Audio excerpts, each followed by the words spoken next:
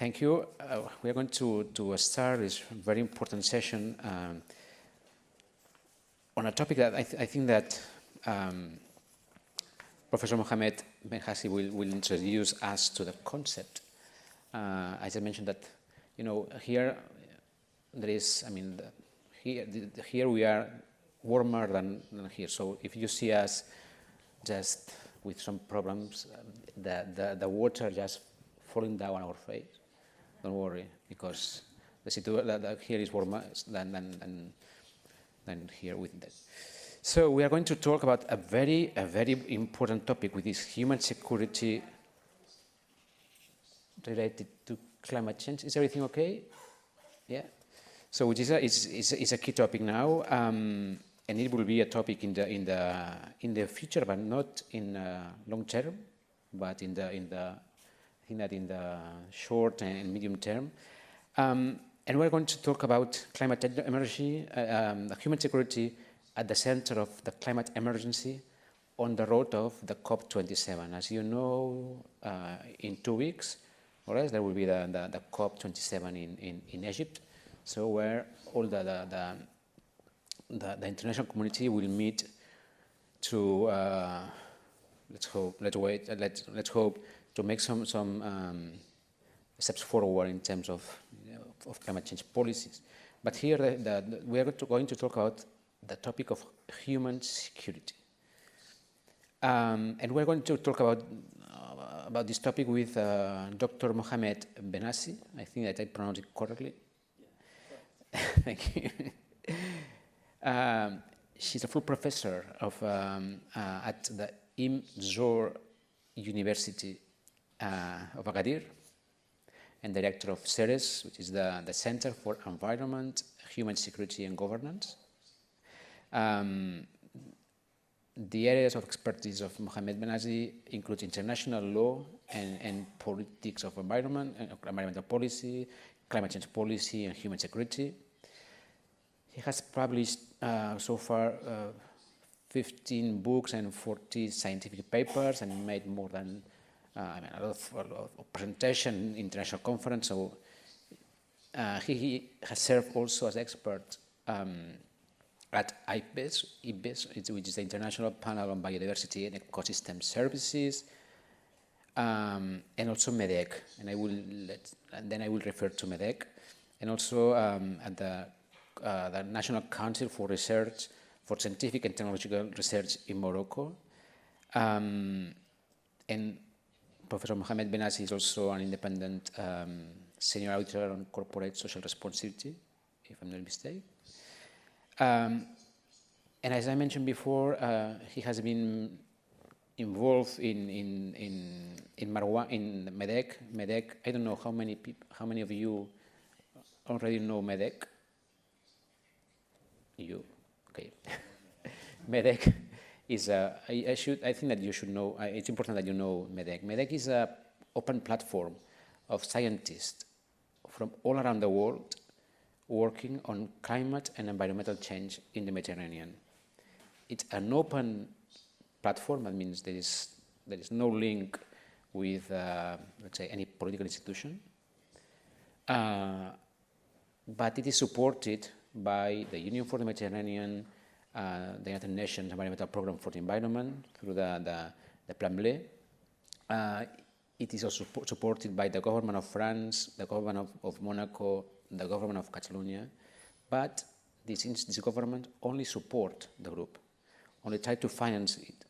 But at the end, MedECC is the scientists that work in a voluntary basis for MedECC. They advise, they give their recommendations, their insights to everyone, to all governments, to all society for free, with the idea with the goal of the aim of giving sound and rigorous information for preparing the process of decision making. And they offer, at the end, they are putting all the information on the table of the decision makers. So, Professor Behnassi, as I told you before, participated in MedECC, and he was a lead author of a chapter of MAR1. MAR1 is the first assessment report on the environmental and climatic change in the Mediterranean. And in the MAR1 there is a chapter on human security, and Professor Behnassi was a lead author of this chapter together with Dr. Antonieta Elia, Manolis Grilakis, and Dr. Ethekam Turhan from Turkey. So he's a very good expert on this. He's an excellent expert on human security, and I think that this afternoon we are going to learn about the concept, but also about how human security should be in the center of all policies in this new area in the context of the planetary emergency. Finally, a last remark. I think that for today is a very important day.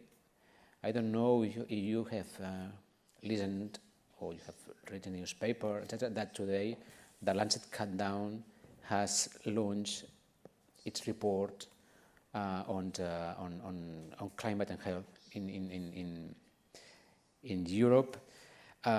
It is it's one of these platforms with some scientists just putting sound knowledge and clear recommendations on the agenda of policymakers. And the results of this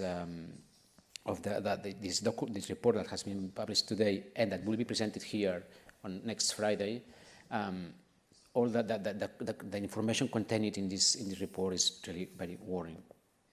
So we are climate change and environment is already affecting our health and our security, and it's not. And now we have facts, we have numbers, we have figures that put this situation on the table. So I think that I've talked for more than I was expected to do. So I am going to give the floor to Professor with with a first question, which is, what is human security? Could you help us to understand what human security means, and then how climate change is affecting human security, especially in the Mediterranean area? It's a very short question, and it needs to be a very long answer, but we have 10 minutes, so it's a challenge. But I think that it's clear, and we need to know, or you need to know, what is human security, how it relates to climate change, and then how climate change is affecting human security in the Mediterranean. So, Professor, the floor is yours. Thank you so much, Arnau, for this introduction, which is really stimulating. I am very happy to be with you tonight to discuss about a topic which is now universal. It's not anymore something that concerns one region, and the others maybe are not concerned in a way or another. But now it is a universal challenge that should be managed according to its scope and also magnitude. But let me first thank the organizers for inviting me to speak tonight about this topic.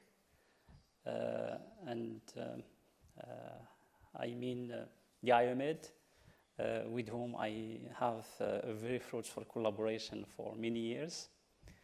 And I appreciate their openness to scholars and experts from other regions other than the northern Mediterranean countries. This is a signal that they are aware that thinking and reflecting about shared issues should be inclusive and should include others' thoughts, perspectives about shared challenges. And this is maybe different from the past when the North produce ideas, produce concepts, responses, and export it to other countries. Now there is a paradigm shift, and especially when it comes to environmental and climate risks and different other subjects linked to these risks. We need others' perspectives, thought, practices, knowledge, because it is useful in a way or another to build resilience against this kind of shifting dynamics. So by reference to your question, human security is a concept that has been produced in mid-90s by United Nations, especially the United Nations Development Program. But so far, in my opinion, this concept didn't manage to become a reference for decisions, for policy making at different scales of governance, compared to other concepts like sustainable development, human rights. There is a gap, even if personally I consider human security paradigm as an adapted reference to think about the emerging challenges. I mean, environmental and climate changes. First of all, because human security is a form of security that places humans at the center of everything. That means when we consider human security as an imposing paradigm for policy making, we give priority to humans. And we think firstly about making humans live in very comfortable situations, well-being, secure conditions, etc., etc. And to free humans from fear, from wants, and everything that impact their resilience and their capacity to manage shocks, risks, etc. In the past, many countries give priority to national security. And national security is a concept which is linked more or less to external risks to domestic security. But now security is affected by domestic risks and drivers of instability. And I came from a country where this kind of things are now tangible. That means we are living this kind of situations. I can give you just an example. This year, Morocco is experiencing for the first time in its history the worst water insecurity. And this is linked more or less to climate change, but also to some misuse of water resources by many sectors like agriculture, tourism, etc. But climate change is a driver of human insecurity, and the example of water insecurity is a really very clear example. So in many parts of Morocco, people are losing their livelihoods, their sources of revenues.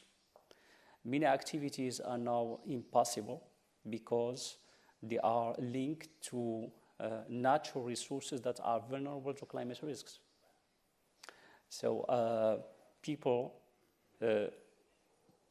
try to face this new shifting dynamics by many kind of responses. For instance, many of them move to other cities or to other countries if they have the possibility.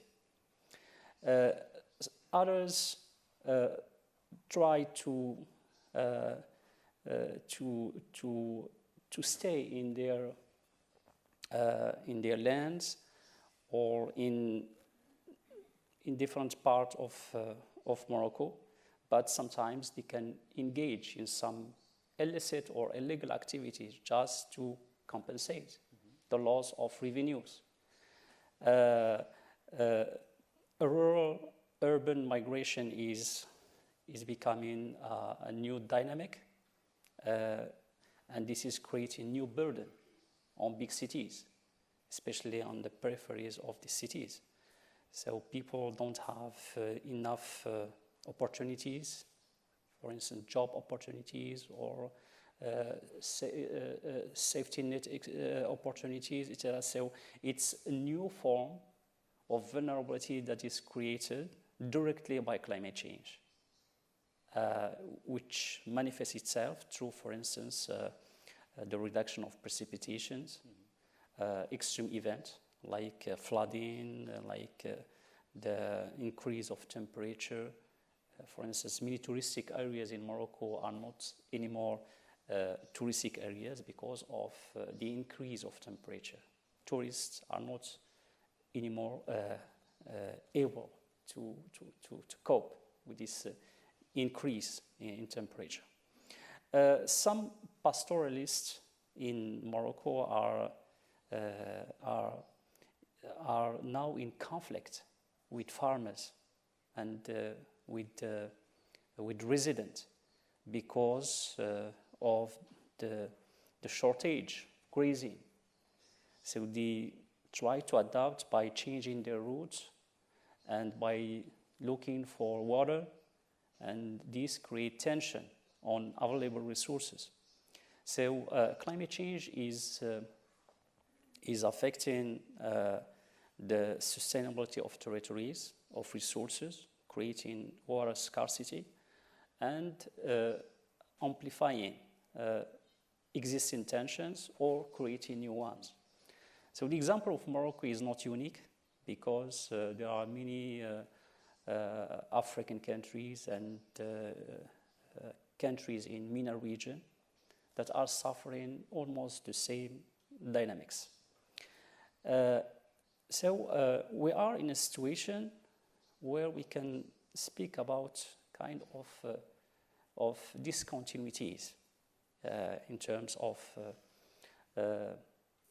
resource availability, in terms of livelihoods, in terms of the capacity of populations to secure their homes, the access to water, the access to food, the access to some natural resources that are used for, in their economic activities, etc. Young people, for instance, in rural areas, are not anymore interested by agriculture or farming because it's becoming very difficult to use land for farming. It's not anymore a viable activity. Okay, so young people are trying to look for other job opportunities or other kind of incomes. And in some African countries, they even can join some criminal or terrorist organization because they can offer them opportunities, some sources of livelihoods, and also food, health services. And it's like new actors that are emerging in this highly climate vulnerable regions, just to compensate or to play the role of state in securing people and territories. So these shifting dynamics maybe are not so visible to countries in the north, because climate change in the northern countries are more or less the affair of the country, of the government. Okay, and I have even recently read that climate change in most developed countries, it's a military issue. For instance, we have created many military institutions to deal with climate change just because climate change is affecting the military operations, infrastructure, and the capacity to organize their military operations. So citizens in northern countries are not, in my opinion, so affected by climate change compared to people or citizens in southern countries, especially in Africa and MENA region. But currently, I think that some new impact, or maybe not new impact, but some impact that's become visible in Europe, like the increase in water insecurity or in temperatures, etc., especially during the last years. People start to speak about climate change as a challenge, not because it is the challenge for others, but it is a challenge also for Western countries. And I could see that in some movements that call for proactive climate action in northern countries. I can feel that many young people, many researchers start to consider climate change as a huge challenge also for Western countries, because it can affect their economic model, the continuity of their welfare and well-being in the future. And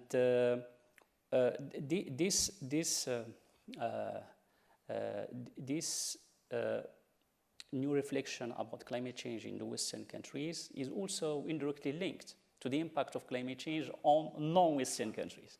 For instance, Morocco is known by its potential in exporting agriculture product to Europe. Now with the water insecurity in Morocco, the country will not be able to continue doing the same. So it can affect also the availability of some agricultural product in EU markets. The southern Mediterranean countries are suffering a lot from climate change that can create some new social dynamics with some negative impacts on the Mediterranean, especially when it comes to displacement and new forms of migration and the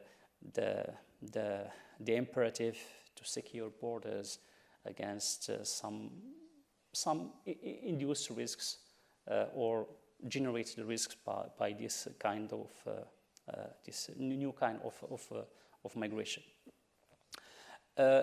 In terms of literature, many researchers try to reflect on climate change as a security challenge.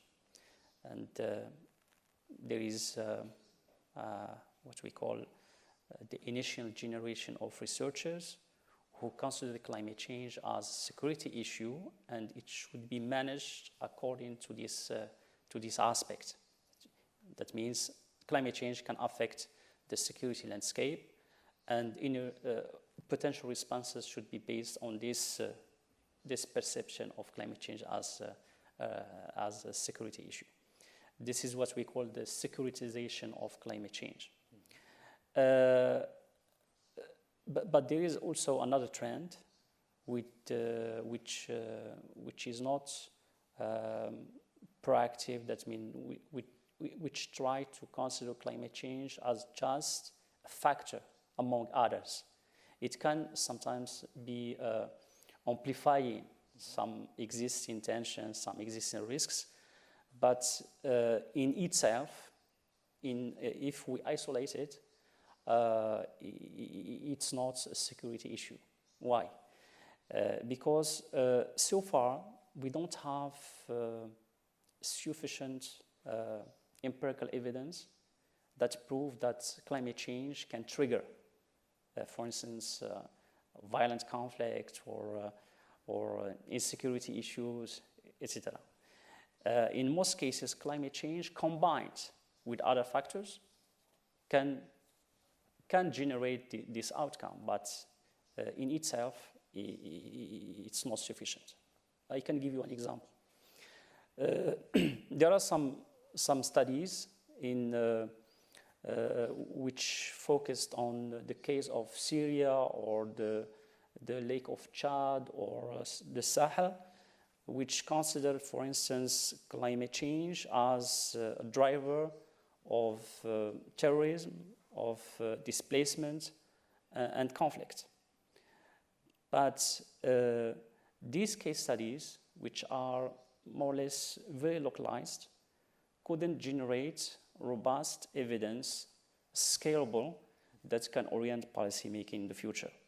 So far we have many case studies that are context specific, but we need more research to understand the responsibility, the clear or the responsibility of climate change behind the different dynamics I have mentioned. So there is a knowledge gap in this area, but we have to be careful. This knowledge gap shouldn't be an excuse to postpone actions against climate change. So the first reason is that climate change can have direct effect on some aspect of a human security. For instance, climate change can cause resource scarcity. And the resource scarcity can be a driver of livelihood insecurity. People can lose their livelihoods, can lose their lands because of extreme events like flooding, like other kind of extreme events.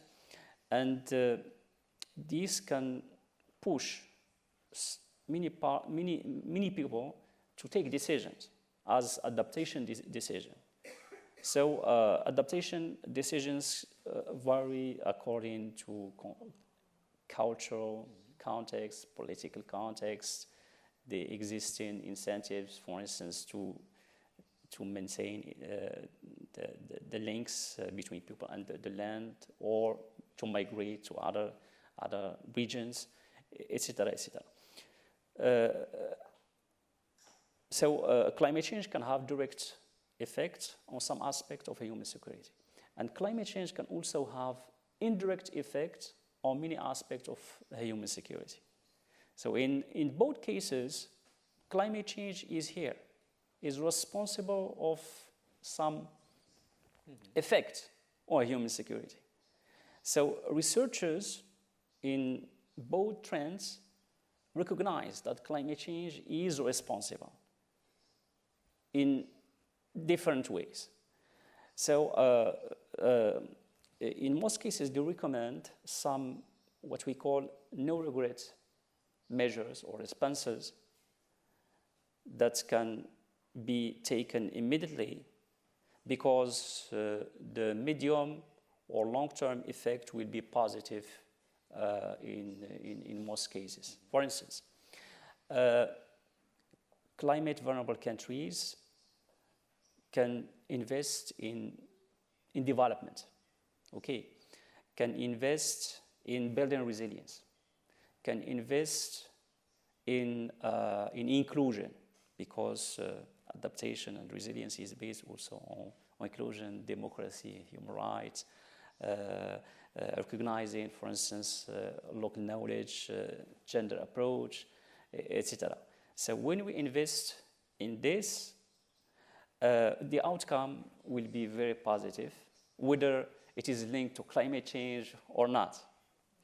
And there is also other pathways to react when we speak about climate change and human security. Human security covers many forms of securities. can give some examples. Because when we link it to climate change, some kind of, or some forms of securities should be given priority, especially in the southern Mediterranean countries. Water insecurity, food insecurity should be given priority in these countries. Why? And I can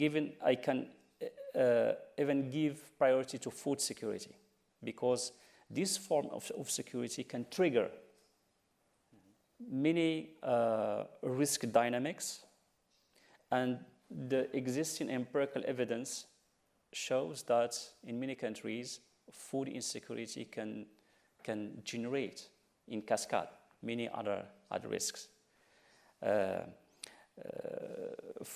Food insecurity was behind many unrest in the MENA region in the last decade, and so far people with this kind of vulnerability are prepared to go further, to take decisions, many kinds of decisions. And in Morocco, for instance, I remember the King Hassan II, one of the European journalists gave him a question. When in the morning, what is the first information you try to look for? He said, the weather. He said, why? He said, because my people, when they are not hungry, they are in peace. That means the weather means more precipitations, means more agricultural production, and as a consequence, the domestic food security is okay. There is no problem in this area, and it can impact positively the political and social stability of the country. So he said that he gave this response in a moment when climate change wasn't a global issue. By the end of the 80s, even before 1992, the Rio conference. So this kind of perception can be applied to many countries now. If you secure people, you secure food for people, you can prevent many subsequent risks. Okay, and when we say food, implicitly we are speaking about water. And when we say food, water, we are speaking about health security. So the human security components are interlinked. And climate change has the quality to affect all these forms of securities in interdependent way. That means when we speak about policy or policies in the area of climate, resilience or adaptation, this should be comprehensive. This should be designed in integrated ways. That means if we focus on one area and we neglect others, that means we can even create new risks for the other areas of human security. So in terms of governance, governing the climate human security nexus needs a shift in the way we design and implement policies. We should reflect in a transversal way, in an integrated way, and this calls for a new way of articulating actors at different scales of governance, from the international and local scales. If, for instance, national security is can be monopolized by the military or some decision makers at high rank, human security should be managed by all actors in inclusive way, by the citizen until the last decision maker. And this is more or less incompatible with the level of democracy, with the level of human rights promotion and inclusion and gender consideration in the southern Mediterranean countries. If we don't invest in this direction, it will be difficult to manage climate issues with its links to human security. Because you know Morocco, we are still in democratization transition, and the transition is becoming the norm. You know, so for instance, even if Morocco has adopted the constitution of the 2011 constitution, which is a very advanced constitution in the MENA region and Africa, but in terms of implementation, we still suffer from many shortages, many constraints. So you see, I am linking some non-climate issues, non-climate consideration with climate and human security. They are linked. Right. Thank you for this. You hear me? For the first this first introduction. Believe me, I think that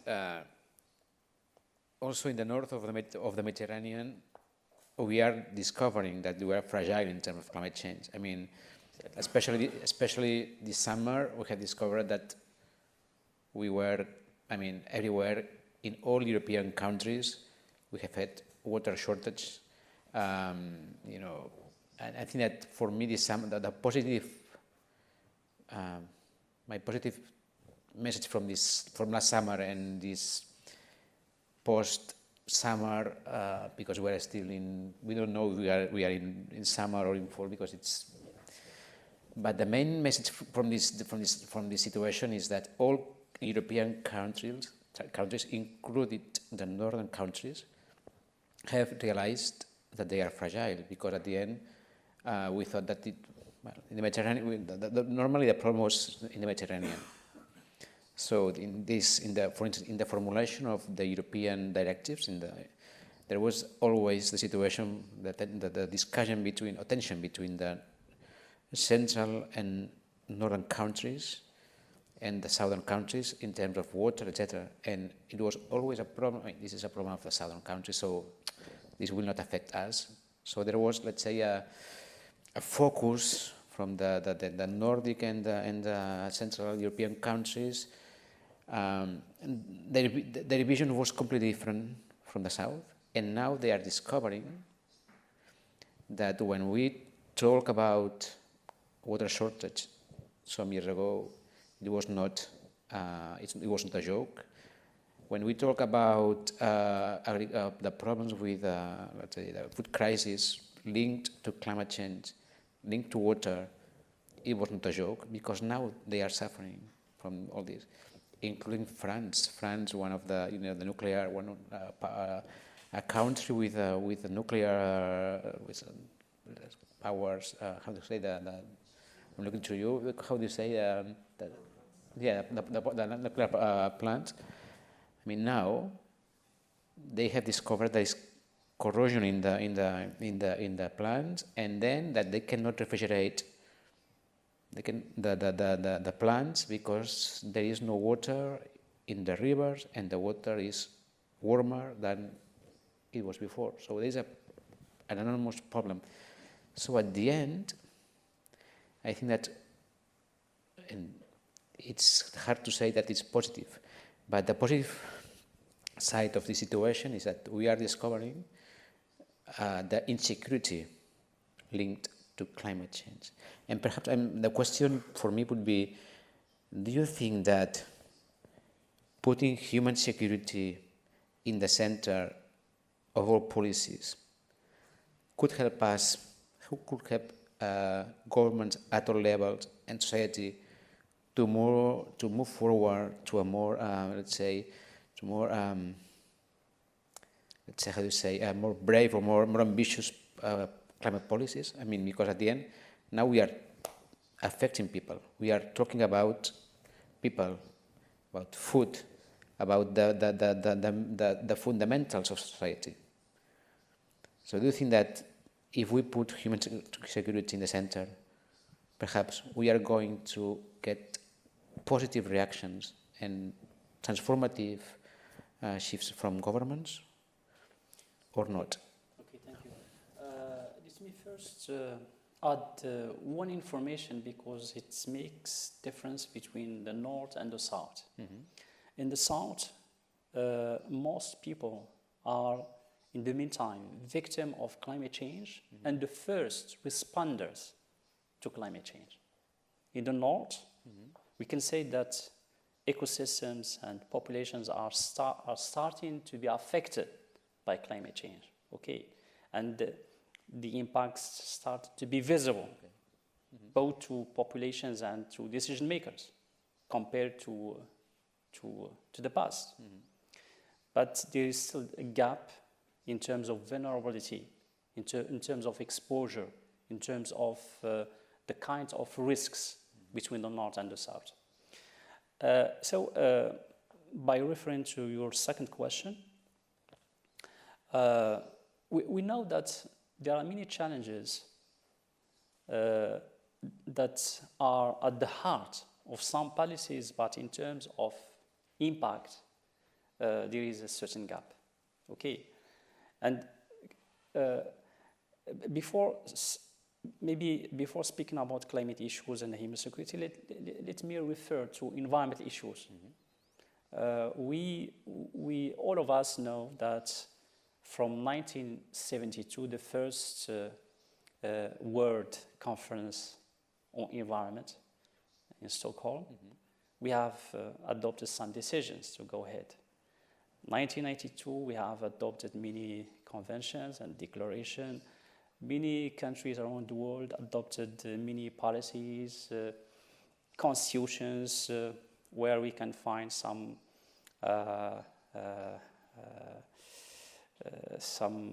articles or dispositions linked to environment, sustainability, and. Mm-hmm.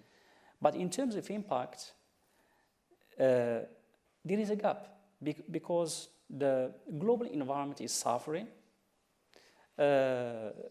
Forms of pollutions are becoming worse, like, for instance, plastic pollution. Mm-hmm. Resource scarcity and also overexploitation of natural resources is the norm. So there is a gap between what we adopt as norms, policies, and so on, and the impact we are looking for.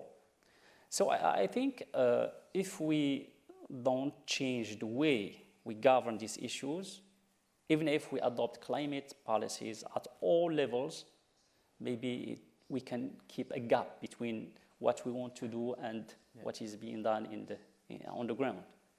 So climate change and human security, in my opinion, call for a new way of making policies and implementing policies. Okay, that means we have to the first thing to do, in my opinion, is to develop our perception of climate risks, mm-hmm. and their links to different forms of security or development or whatever. So in many countries, their perceptions of climate risks are still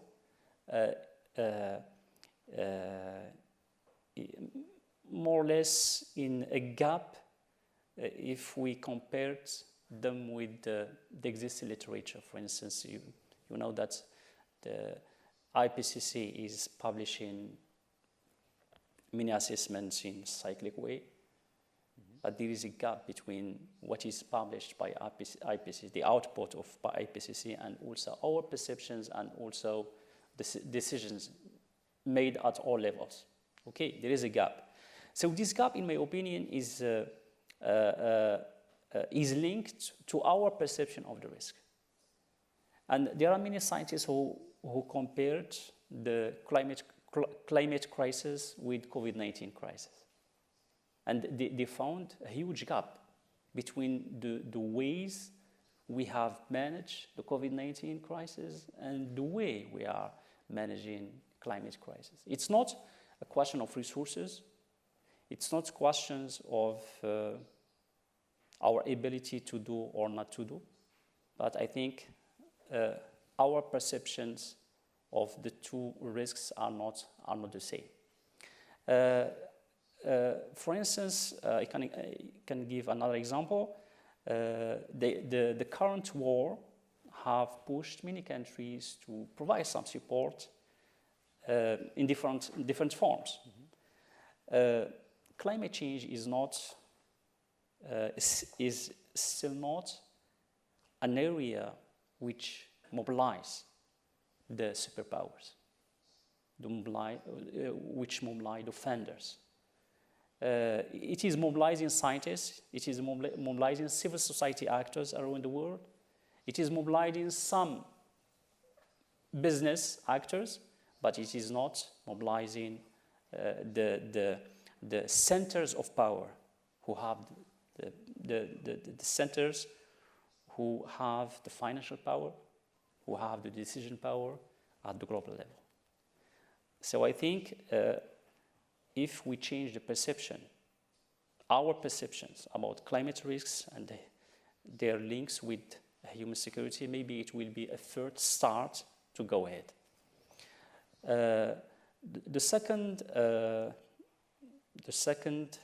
point I want to discuss, beyond perception, is our capacity to consider climate change as a survival issue.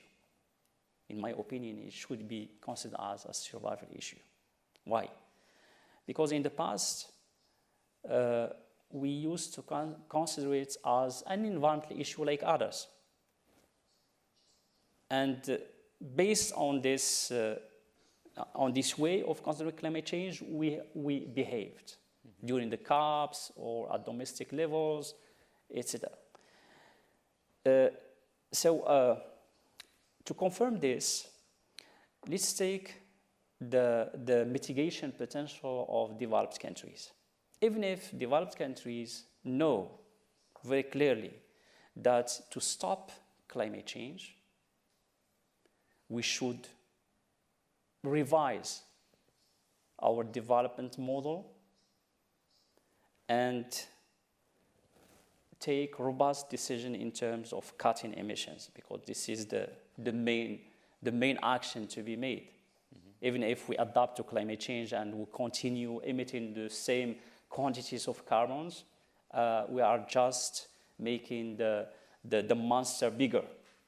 Okay, so we have to cut our emissions. So far, there is a huge gap between the Paris Agreement's objectives and the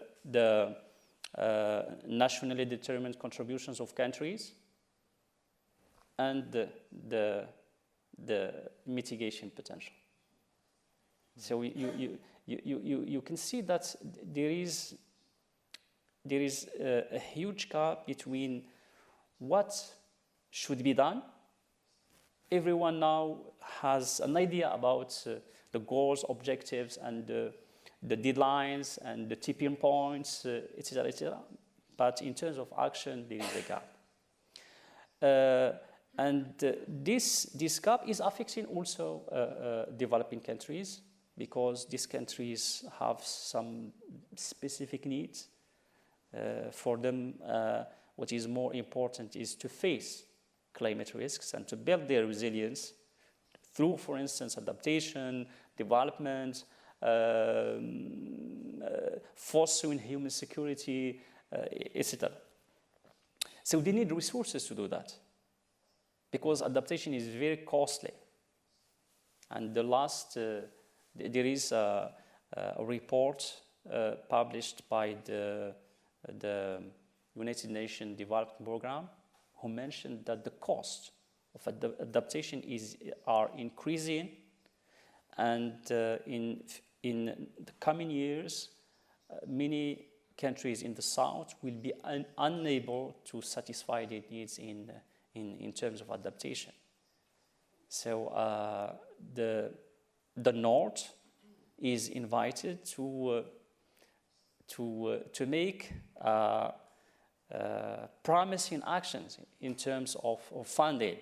Mm-hmm. So this is a traditional principle linked to climate justice, because the north is considered historically as the responsible over climate change, even if now there are many actors joining the landscape, like China, India, Brazil, etc. But in terms of climate justice, the north has to correct the current situation and look forward to engage the newcomers. I think I had the feeling that we, and when I say we, I mean governments and civil society, we have not understood anything about climate change. I mean, we have been climate change. Well, yeah, it was a topic. Okay, some years ago we said in some generations we are going to see the changes, but now change is here. There's an acceleration of change. And the issue is that there isn't a clear understanding of how climate change as amplifier of other current trends will really affect our lives, our daily lives. I think I have this feeling. I mean, for instance, in terms of, I'm going to give you an example. For a long time, we have been working on non-satisfactory biodiversity policies. I mean, governments developed, let's say, biodiversity policies just because we need to manage the environment and nature, etc. So we protected some areas, but at the end we are losing not only biodiversity, but the most important thing, which are the ecosystemic services. You know, the services that nature provides us. This means water, the capacity of producing food, pollination, for instance. So at the end, we have an enormous crisis, because we have been working on environmental policies after Stockholm. So we have been working during 50 years on climate policies, etc. We have developed a lot of regulation, etc. But the fundamentals of, of the environmental support to our life is really affected. It's compromised. Compromised. And now, at the end, we have realized, or some part of society has realized, that we are just, we are out of the planetary boundaries. I mean, we are out of the limits. And the problem is that now, let's say, going out of this limit, of these planetary boundaries, is affecting our health, our food, our everything. The issue is how. I don't know if government will be able to say, okay, let's put the focus on this, and let's put human security. The security of people, and it means food, water, security, at the center, in order to convince all actors, all players, that we need to react. It's to see the practical effects of climate and environmental change to people, and by doing this, being able to make this revolution in terms of policies. If we continue by saying we need to reduce, we need to change how we our transportation system, we need to make a lot of changes because there is an impact on the environment, we're not going to succeed. Mm-hmm. If we say come on, if we don't make these changes, we are going to have our survival is at risk, then perhaps we are going to have all players that say, yes. I mean, it's how we put the focus, no? And perhaps human security can help us. Yeah. Because what I see in the past, if we look to the human history, we see many cases where civilizations have disappeared because of the effects. Human insecurity. Is it true or not? Human insecurity, yes. Do you think that we can learn from the past? Yeah. For instance, there are many civilizations which have disappeared or had disappeared just because of water insecurity. There are many examples, and the human security chapters we have documented this. Yes, yeah. And let me seize the opportunity to discuss a little bit about the work being done by MedECC and the EPES, because it is in line with your reflection. The Mediterranean Environmental and Climate Change Expert Network, MedECC, is now working on 3 special reports based on the MAR1, the first assessment report. And the MedECC, as already mentioned by my colleague, is like the IPCC, but for the Mediterranean. It is working with the same guidelines, the same procedures, etc. And it is doing really a very great job, because it is providing evidence to many actors, policymakers, all actors that can use this evidence to take further action. And it is context specific. That means it is complementary with the IPCC work, but it is focused on the Mediterranean. One of these 3 special reports is about the within nexus: water, energy, food, and ecosystem nexus.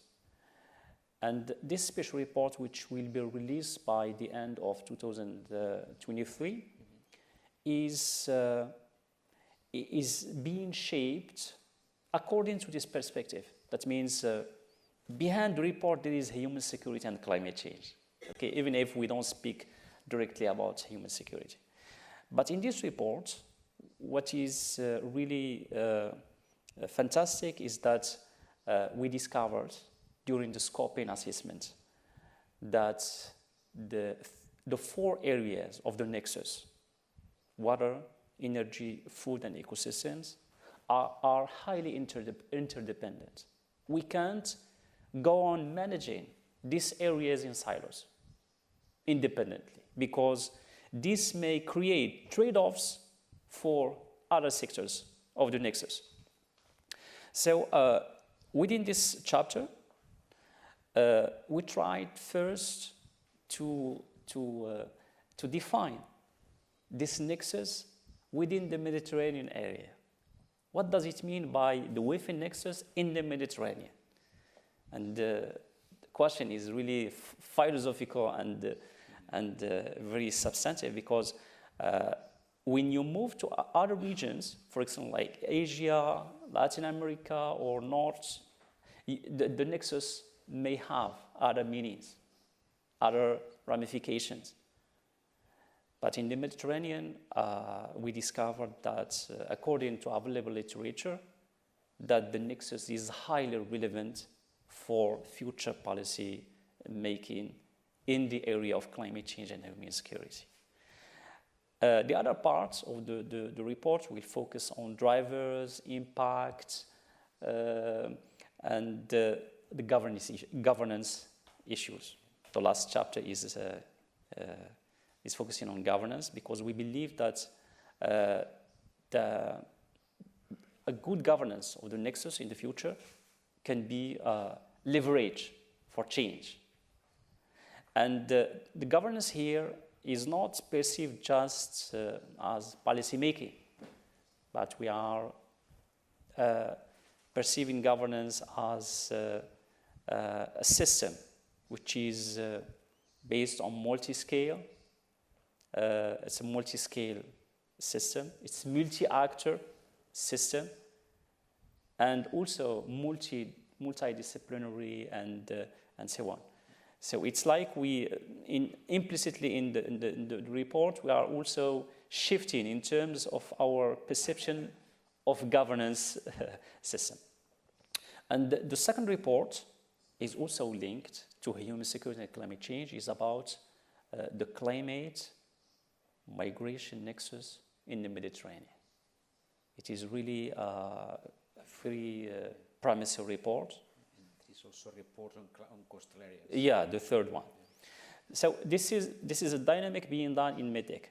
And there is a similar work being done on a global level by the EPES, the International Platform for Biodiversity and Ecosystem Services.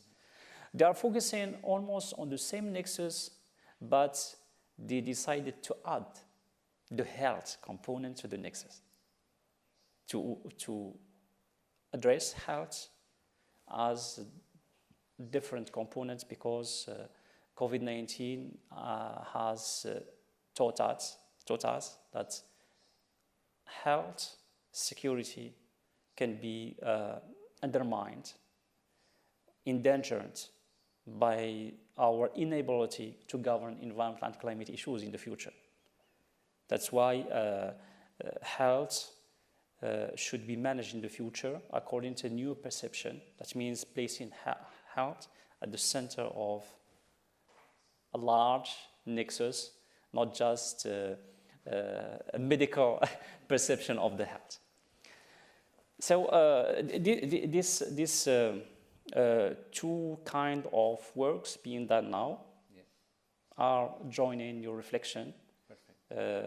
Because human security is based on a natural foundation. If we lose connection with this natural foundation, which is ecosystems, services provided by ecosystems, and also the identity of humans are linked to their connection with nature. If you isolate them with nature, that means their identity will be incomplete. And in many regions, especially of Africa and MENA region, we discovered that we have to reconnect with nature, with ecosystems, and to conserve their ability to provide services and the foundation for human societies.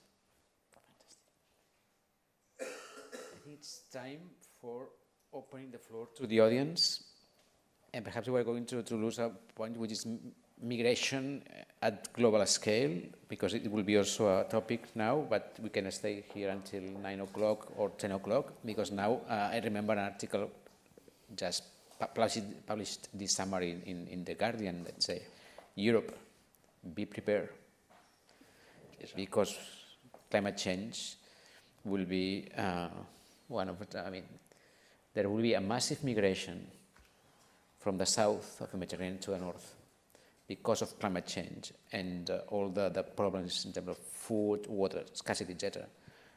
And Europe is just putting walls, closing the doors, instead of preparing this change of paradigm. And I was 2 weeks ago in a conference about the European values, how we keep the European values, the values that are behind the fundamentals of Europe. Our population, our society will change. Will change.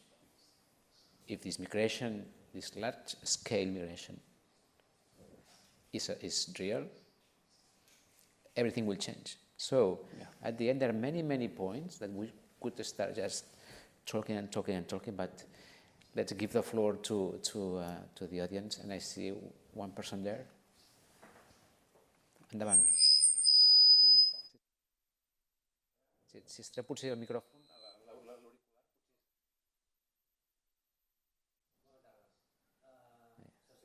Sí.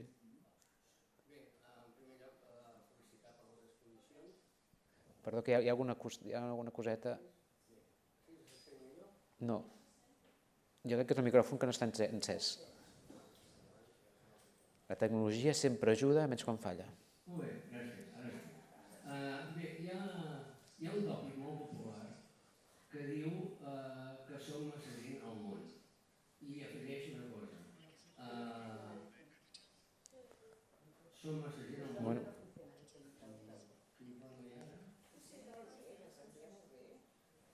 Sí? Funcionem? Sí? Provem-ho?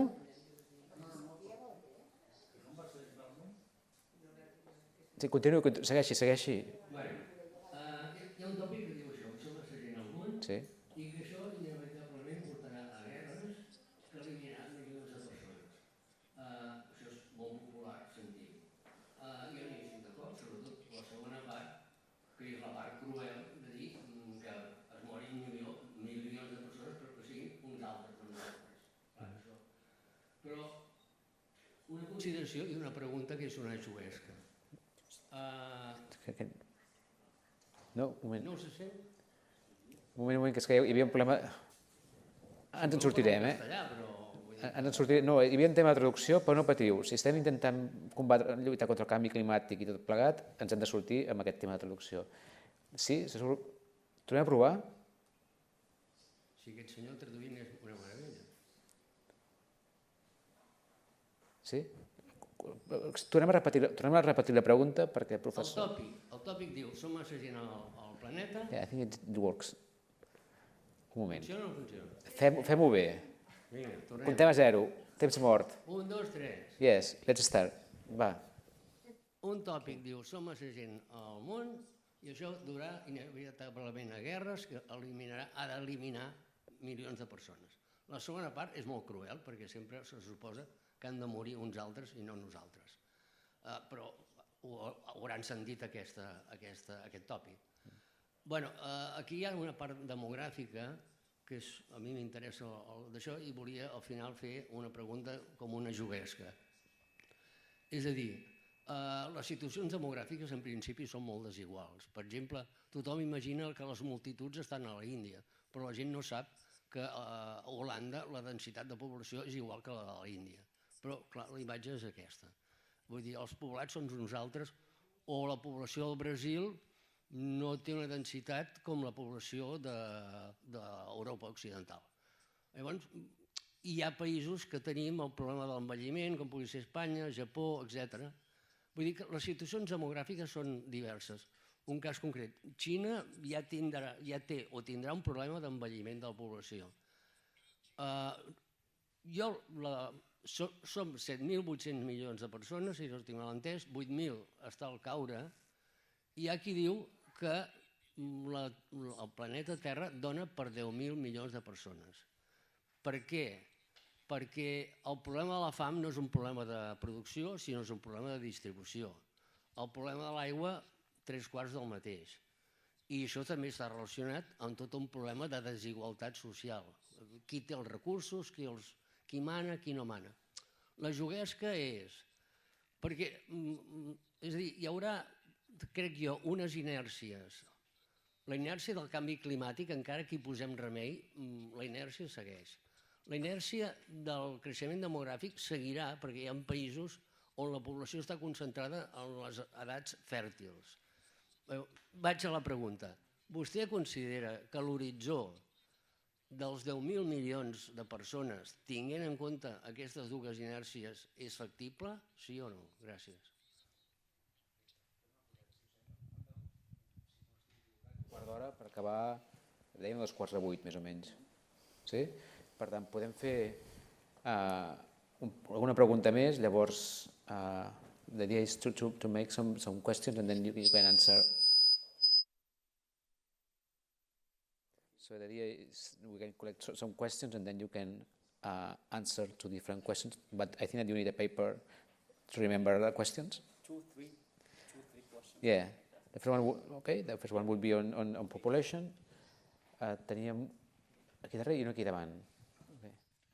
Good afternoon. Congratulations on the presentation. The question is addressed to Mr. Arnau Queralt. I like very much your comment on the topic that some European policies and laws are not quite effective as we expect as practitioners. Well, I'm an adjunct professor in the field of space law and maritime law. I've been working with the Marine Strategy Framework Directive for several years.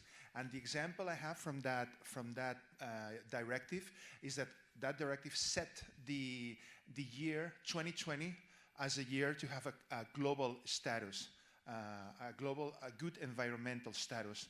What's your opinion on this? Do you have any input? And the other question is addressed to Mr. Behnassi, please.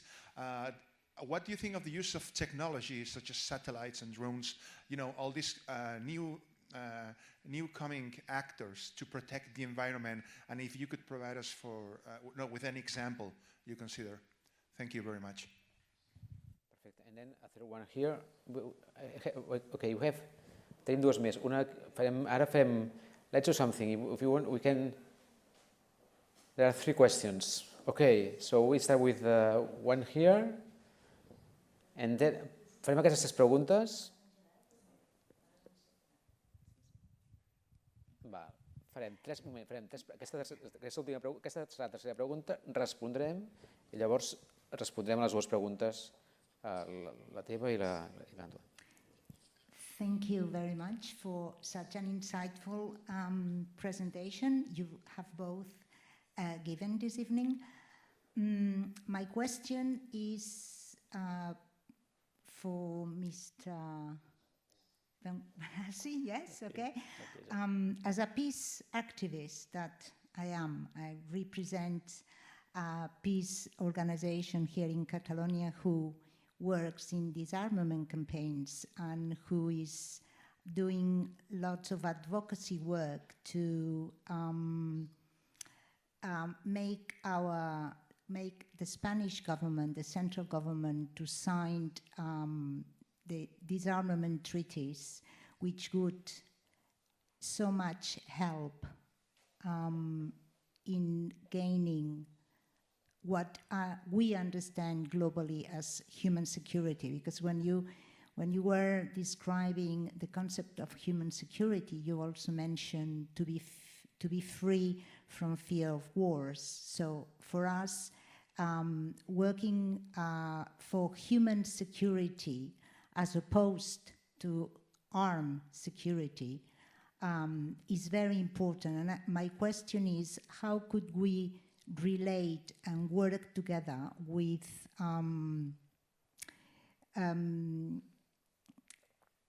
the changing priorities and focusing on human security as a whole, which means social justice and global justice, as his question was also addressed, could help not to stop climate change, because I'm quite pessimistic and I think that cannot be stopped, but at least slow down the impacts and the negative effects. If we actually work together to make a shift from armed security and use all these resources to help, for example, MENA countries and the global south, who are going to be the first recipients of the impacts of climate change. So that would be my question. How can this be put forward in those conferences for, like the COP27, to invite, as you said, I would say that we've got the responsibility, invite, the powers, the economic powers to change their priorities, if we really want to see any noticeable change in that sense. Thank you very much. Thank you, Gio. Okay, so thank you. we can answer these 2 questions, and then we have the 2 last questions but we can start with the first. Yeah, and question for you too. Okay.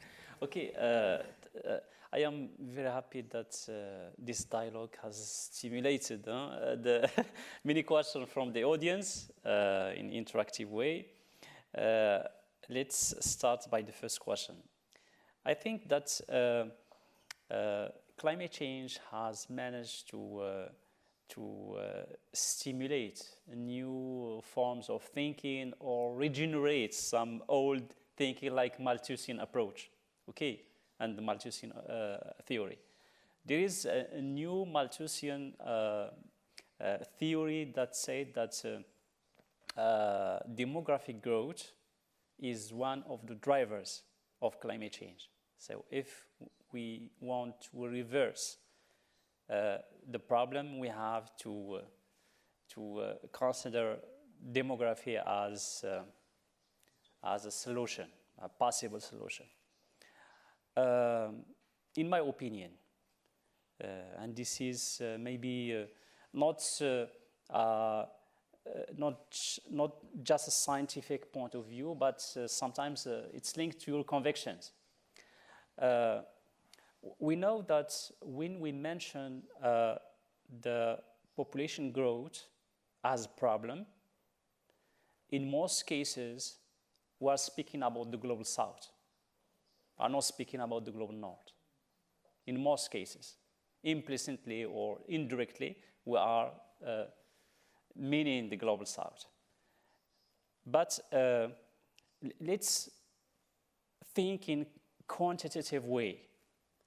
We know that the environmental footprint and carbon footprint of Western countries or Western population is huge, or are huge compared to the environmental and carbon footprint of population in the South. If we refer to global justice, including climate justice, and we redistribute this potential, I think it entails one of the good solutions to climate crisis, to redistribute the emission potential in a just way. This is the first, my first element of answer. The second element is that perceiving climate change as a demographic issue is more subjective than objective. And this is why during the multilateral climate process, negotiation process, there is a huge,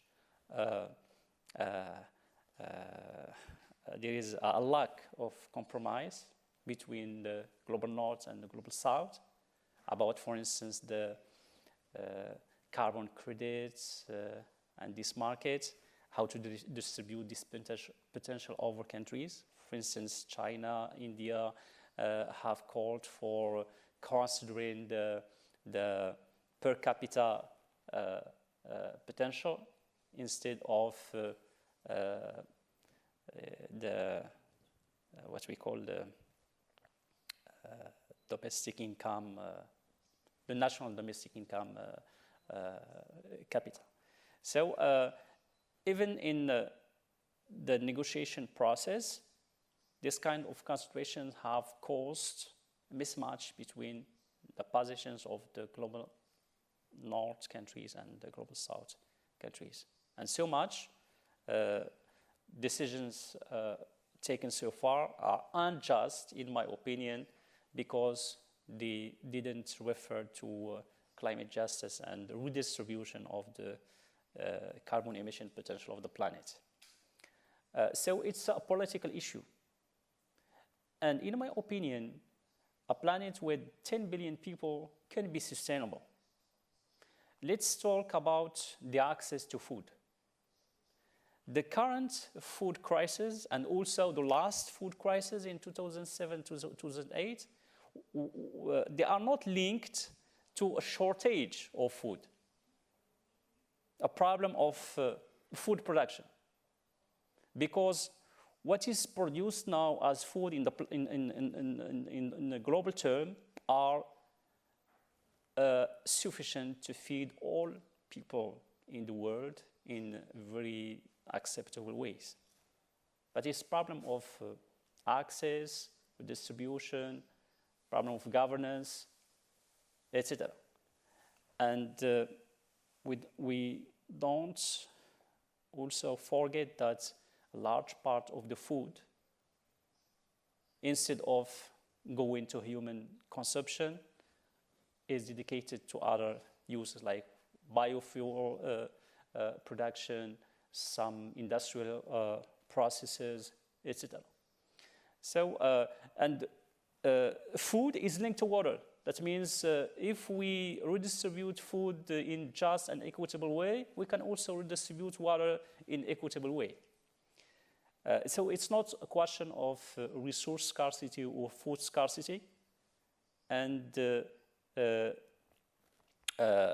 managing demographic increase in the future by shifting to global justice will keep the planet in a certain limit of sustainability.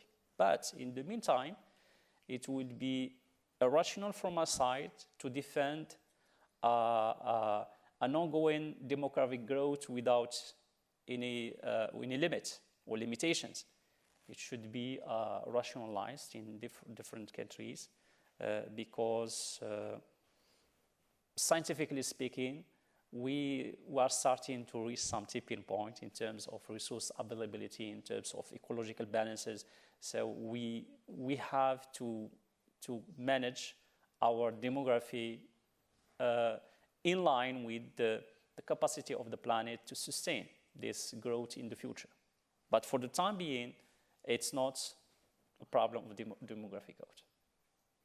So another question posed by... How many minutes do, until what time you can stay here? Okay. You are the organizer, so we are going to... How many? 10 minutes. Yeah, very quickly, the question about technology. There are many technologies which are controversial because they are affecting human security, human rights, the right to privacy, and to keep our freedoms untouched by this kind by the manipulation of these technologies for other purposes. But technology is not something very negative in itself. For instance, many scientists in the agriculture areas, scientific areas, are developing now what we call climate smart agriculture to adapt agriculture with climate risks. And one of the main components of this approach is technology, how to invent and to create new technologies that can help the agricultural sector to cope and to adapt with climate risk in a very sustainable and resilient way. So technology is just a tool. It's the way we are using it that should be questioned. Okay. So regarding your question, if you want, can I talk with you just because perhaps it's specific on the European agenda. Perhaps you can give the floor to other people, but don't worry. At the end, we can talk about it. I will interact with her personally. Don't care after the session. No problem. So we have, two more questions there and here. So we can start here. Parlaré en català, o sigui que... Perfecte. Bona tarda, em dic Adrià Rubinat, merci als exponents. Soc estudiant de Relacions Internacionals a la UAB.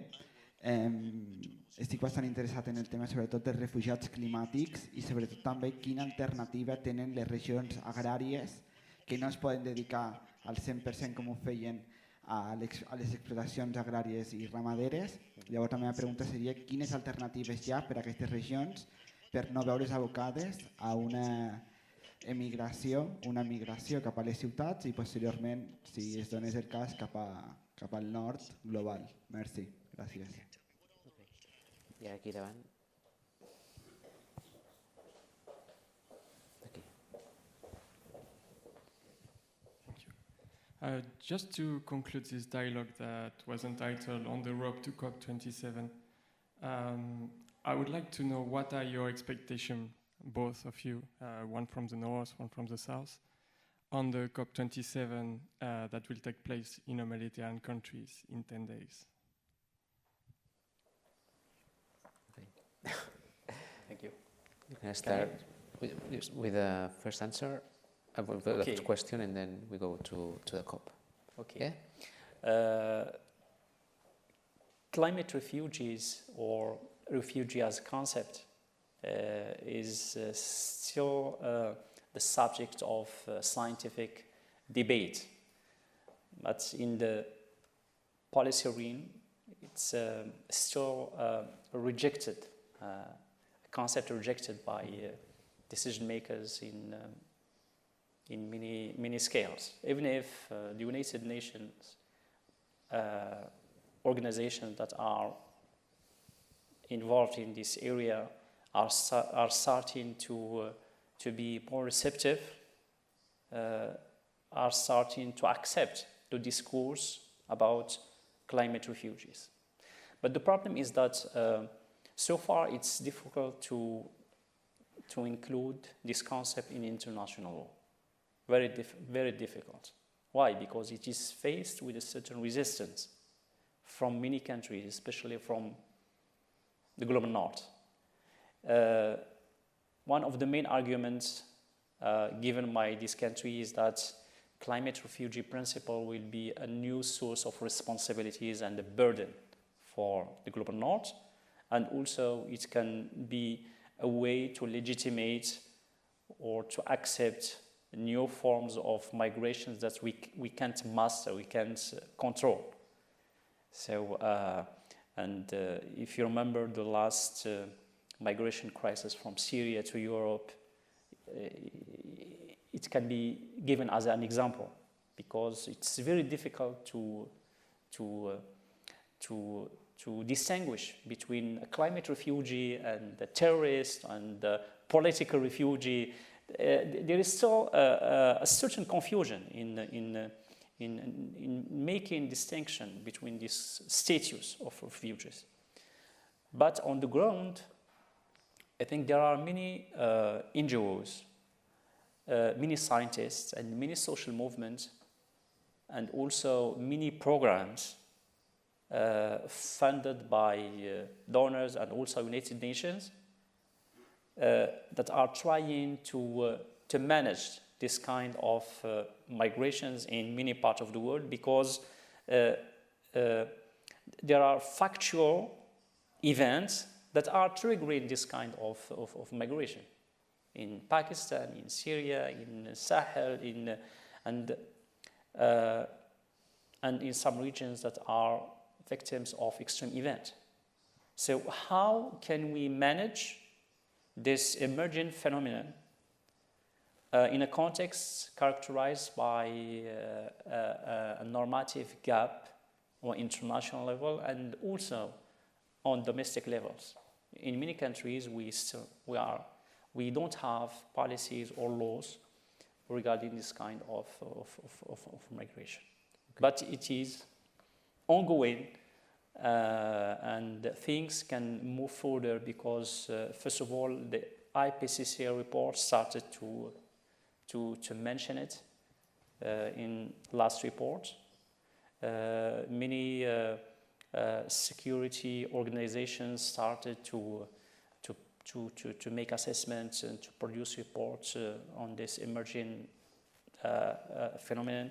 So I think in the future, the international community should develop a framework to manage these new forms of human displacement.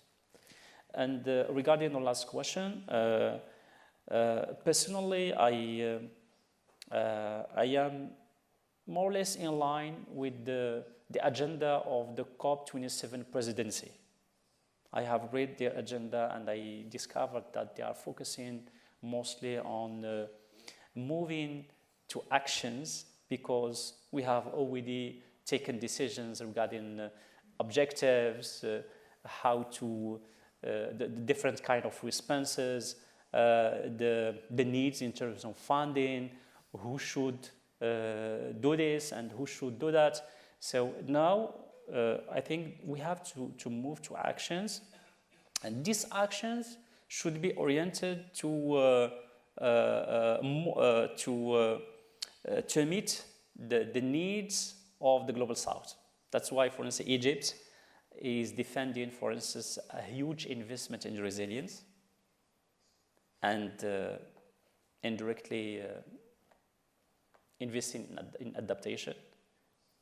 Egypt is considering the gap in terms of adaptation funding a huge problem to be tackled during the COP27. There are also a group of countries who are defending the activation of the loss and damage principle, which has been mentioned in the Paris Agreement, but the modalities of implementing this principle are still missing. And also the need to give to climate justice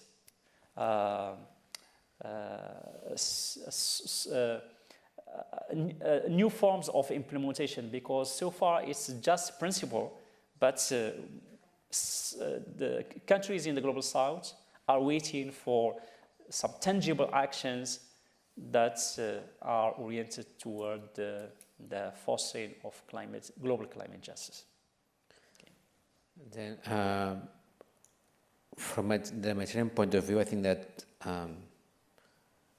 one of in the COP there will be something interesting from my side, which is that the Mediterranean will have a pavilion, a specific pavilion on the Mediterranean, which is also makes sense with the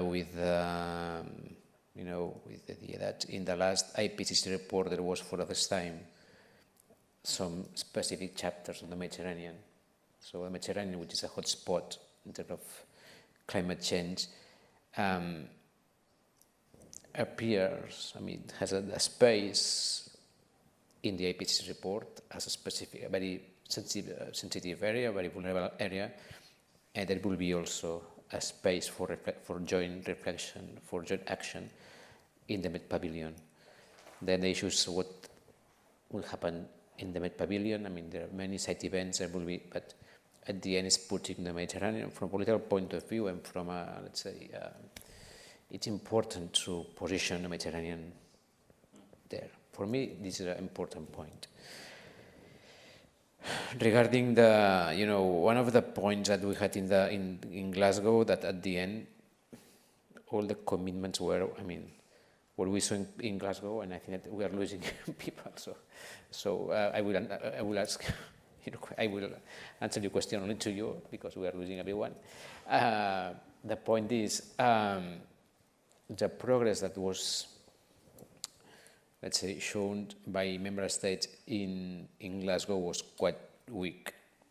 And there was the idea, okay, go home and let's review what your commitments and let's put more ambitious commitments that are able to, that will help us to limit the increase in temperature. According to what was agreed in Paris in 2015, that when we take a look, when we collect and we put together all the emissions, including in the NDCs, we discover that our emissions, that's the committed emissions, don't allow to control our emissions at the level of the that is needed to keep the global temperature, the mean temperature at the global level below the 2 Celsius degrees before the pre-industrial time. What we'll see there in the COP, I don't know, the situation between Glasgow and now is that there has been a crisis, for instance, in Ukraine, and some governments are going there is different, I mean, there is a shift to renewables, but at the end, some governments are deciding to come back to coal, and this is in Europe, etc., in order to make sure that the economies and society continue working. So at the end, I think that we will see this controversy, this difference between what it should be expected in order to reach to limit the global temperature and the practicality of the daily life.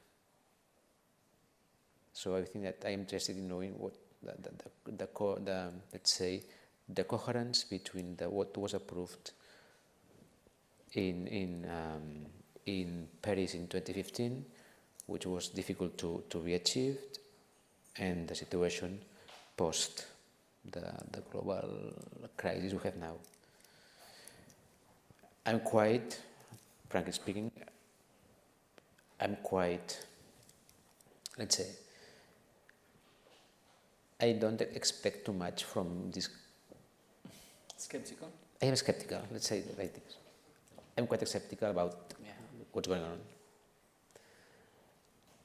which is totally against it's against the principle of acting in order to protect human security, etc. And I think that we are going to see how economy and the continuity of the current economic model I mean, that we are going to see how the pragmatism goes against the need of limiting climate change. We can have dinner after the COP, and if this happens, I will invite you. I think that we are going to see this. But at the same time, we are living in a situation where there is the development of renewables in order to limit climate change, but at the same time we have still the roots. Well, we are rooted also in the old model with the coal, the gas, etc. So we will see. I think that we are 1, 2, 3, 4, 8 people in the room, more or less. So I propose you. It is not because of us. It is not because of you. But I think I would propose to end here the debate. I think that we need to talk with you. I would like to end by thanking you for being here, for sharing with us all your views. You remember me that I need to send some information to the authors of the report on the Nexus. I am the one in that always in red. Thank you for remembering this. And I would also I'd like to thank the organizers for the invitation. I think that we have a lot of challenges still to be solved, and hopefully by putting human security at the center of the decision makers, we will see some changes in policy making, and also on the perception of climate change for society. So thank you. Gràcies. I siguem valents i continuem treballant, diguem-ne, per canviar una miqueta aquest món.